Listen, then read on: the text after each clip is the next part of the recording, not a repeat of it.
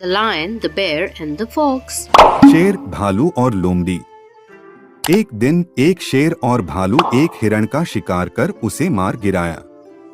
दोनों शिकार पर अपना अपना दावा करने लगे और लड़ाई शुरू हो गई। वे दोनों पूरी ताकत से एक दूसरे से लड़ने लगे, जिससे दोनों बुरी तरह घायल हो गए। जब उन्होंने देखा कि अब वे और नहीं लड़ सकते, तो वे थककर जमीन पर गिर पड़े। उसी समय एक चालाक लोमड़ी वहां से गुजरी। उसने दोनों को घायल और कमजोर देखा। बिना देर किए लोमड़ी ने हिरण को अपने कंधे पर लादा और वहां से चली गई। शेर और भालू दोनों लोमड़ी को हिरण ले जाते हुए देखते रह गए, लेकिन कुछ भी नहीं कर सके। वे अपनी मूर्खता पर पछताते हुए वहीं पड़े रहे। शिक्षा: जब दो लोग आपस में लड़ते हैं तो अक्सर तीसरा व्यक्ति उनका फायदा उठा लेता है।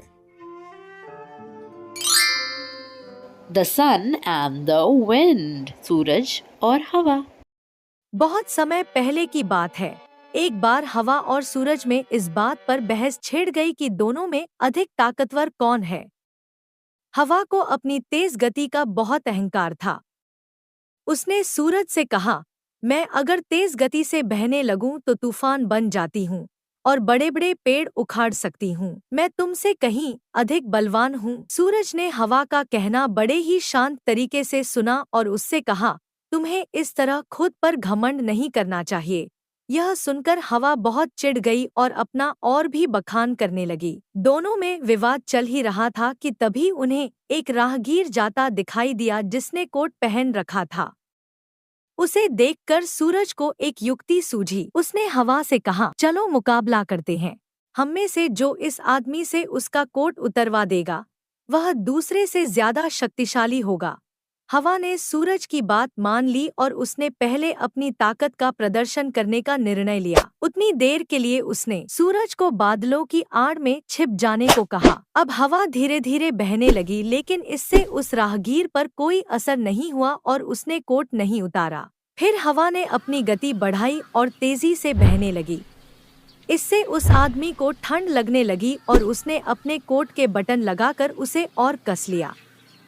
काफी समय तक हवा तेज गति से बहती रही, लेकिन राहगीर ने कोट नहीं उतारा। आखिरकार थककर हवा शांत गई।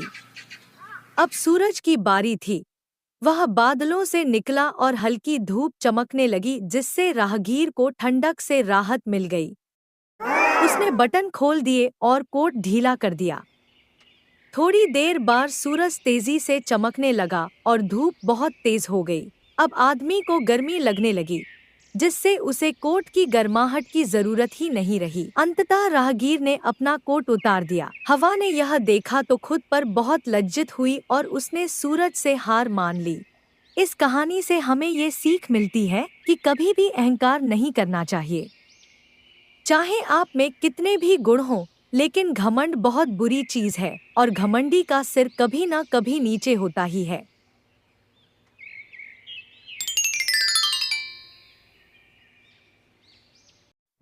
The Bear and the Travelers. एक गांव में दो दोस्त रहते थे, राम और श्याम। वे दोनों बहुत अच्छे मित्र थे और हर समय एक दूसरे के साथ रहते थे। एक दिन वे दोनों जंगल में घूमने के लिए गए। जंगल में घूमते समय उन्होंने देखा कि एक बड़ा भालू उनकी ओर आ रहा है। राम जल्दी से पास के एक पेड़ पर चढ़ गया, लेकिन श्याम को पेड़ पर चढ़ना नहीं आता था। श्याम ने सोचा कि उसे क्या करना चाहिए। उसने सुना था कि भालू मृत लोगों को नहीं छूते, इसलिए वह तुरंत जमीन पर लेट गया और अपनी सांस रोक ली। भालू श्याम के पास आया और उसे सूंघने लगा। श्याम ने अपनी सांस को रोके रखा और बिना हिले डुले लेटा रहा। कुछ देर बाद भालू वहां से चला गया। राम पेड़ से नीचे उतरा और श्याम से पूछा, भालू ने तुम्हारे कान में क्या कहा? श्याम ने उत्तर दिया, भालू ने मुझे सलाह दी कि सच्चे मित्र वही होते हैं जो संकट के समय में साथ देते हैं। सच्चा मित्र वही होता है जो मुसीबत के समय साथ न छोड़े। तो कहानी की सीख सिर्फ इतनी सी है दोस्तों, कि सच्चे मित्र की पहचान यही है जो हमारी मुसीबत के समय हमारे साथ खड़ा रहे। कहानी सिंड्रेला की। एक बार की बात है, सिंड्रेला नाम की एक साधारण और सुंदर लड़की थी। वह अपनी दुष्ट सौतेली माँ और 2 सौतेली बहनों के साथ रहती थी। सौतेली माँ उसे पसंद नहीं करती थी और उसे घर का सारा काम करवाती थी। उसकी सौतेली बहनों को कभी काम नहीं करना पड़ा, वे बस अपने फैंसी ड्रेस में घर के आसपास घूमती रहती थी। उन्होंने हमेशा सादे ड्रेस के कारण सिंड्रेला का मजाक उड़ाया। एक दिन उनके घर पर राजा का एक पत्र आया जिसमें लिखा था कि राजा आज रात एक बॉल पार्टी रख रहा है और प्रिंस अपनी प्रिंसेस का चयन करेगा। हर कोई इसे पढ़ने के लिए उत्साहित हो गया। सिंड्रेला भी बॉल पार्टी में जाना चाहती थी। उसकी सौतेली माँ ने उसे बताया कि वह जा सकती है यदि वह अपना सारा काम समय पर पूरा कर लेती है और अपने सौतेली बहनों को बॉल पार्टी के लिए ड्रेस अप होने में मदद करती है। सिंड्रेला ने सारा काम उचित समय पर खत्म कर लिया था। अंत में हर बार की तरह उसे नहीं जाने दिया गया। उदास सिंड्रेला अकेली घर पर रह गई थी। वह बहुत दुखी थी कि वह बगीचे में भाग गई और कहा, इच्छाएं कभी पूरी नहीं होती हैं। कभी नहीं मेरे प्रिय बेटी, एक आवाज में कहा। सिंड्रेला को एक छोटी सी महिला जादुई छड़ी के साथ दिखी। वह उसकी परी गॉडमदर थी। वह सिंड्रेला की बॉल पार्टी पर जाने में मदद करना चाहती थी।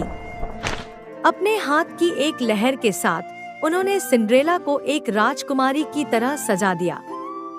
उन्होंने उसे एक सुंदर नया गाउन और गिलास स्लीपर्स से सजाया। साथ ही उन्होंने उसके लिए चमकदार काले घोड़ों को बॉल पार्टी तक पहुंचाने का आदेश भी दिया। जाने से पहले परी गॉडमदर ने कहा, यह जादू केवल आधी रात तक चलेगा। आपको तब तक घर वापस पहुंचना होगा। जब सिंड्रेला ने महल में प्रवेश किया तो हर कोई उसकी सुंदरता से हैरान रह गया था। वह बॉल पार्टी में सबसे सुंदर लड़की थी, यहाँ तक कि उसके सौतेले बहनों ने भी उसे नहीं पहचाना।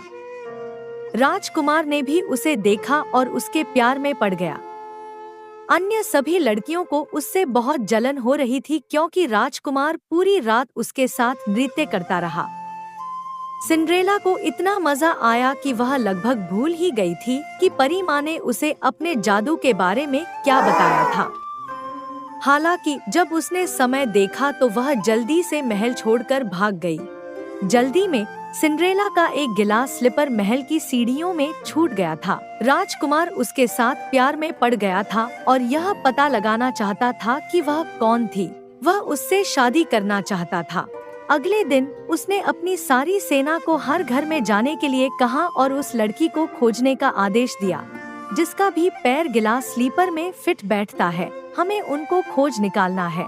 राजकुमार ने कहा। जब वे सिंड्रेला के घर पहुँचे तो दोनों सौतेली बहनों ने उनके बड़े पैरों को गिलास स्लीपर में घुसाने की पूरी कोशिश की, लेकिन वे असफल रही। अंत में जब सिंड्रेला ने गिलास स्लीपर पहना तो उसका पैर पूरी तरह से ग्लास स्लीपर में फिट हो गया था। राजकुमार ने उसे बॉल पार्टी की रात से पहचान लिया था कि सिंड्रेला ही वो स्पेशल लड़की है। उन्होंने सिंड्रेला से जल्द ही एक भव्य समारोह में शादी कर ली और वे हमेशा खुशी खुशी रहने लगे।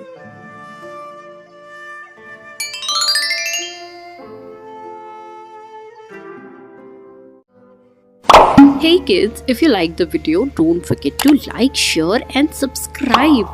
Thank you for listening.